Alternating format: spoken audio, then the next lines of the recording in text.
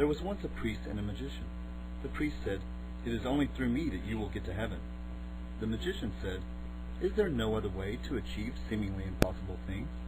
"No," said the priest. "We priests have the monopoly apart from some saints, but they are few and far between. As you know, they are almost all in the distant past." Now the magician had a magical bag, and it could swallow anything its owner wanted. The priest did not know that, but he was new in these parts, so that explained his confident manner. The magician said, "If you have all the power, then you will not mind if I say to this bag, 'Swallow the priest.'" "Not at all," said the priest, "though it is a proof of your barbarian state. May your soul be saved."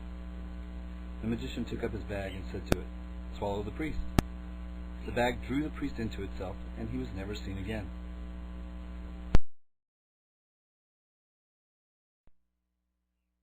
Now the magician decided that there was no need to allow priests, and others for that matter, to have all the doings with the invisible world. So he always put into the bag any priest or monk who would not accept his claim to equal rights of intervention in matters such as these.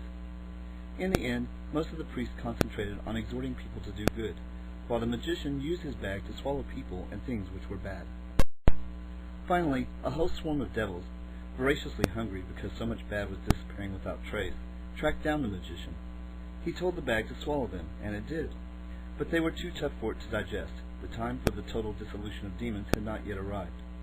So the magician took the bag to a blacksmith. How much to hammer this bag completely flat, as slim as a knife blade? The smith said that he would do it for 10 silver pieces.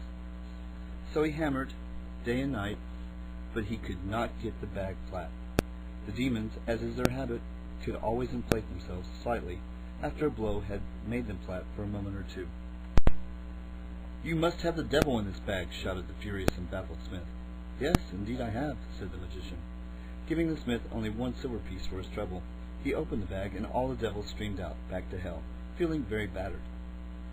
Now the magician carried on his life in much the same way, avoiding anything unpleasant by making it go into the magical bag, until it was nearly time to die. He went to see a wise hermit about it.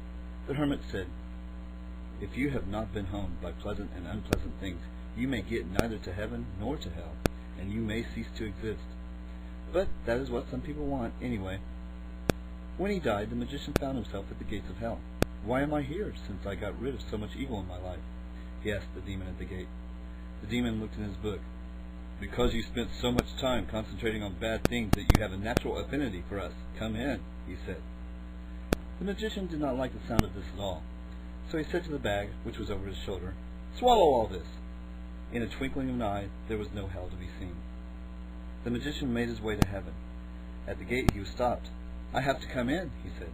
"Why?" asked the angel on duty. "Because hell has ceased to exist, and there is no other place to go.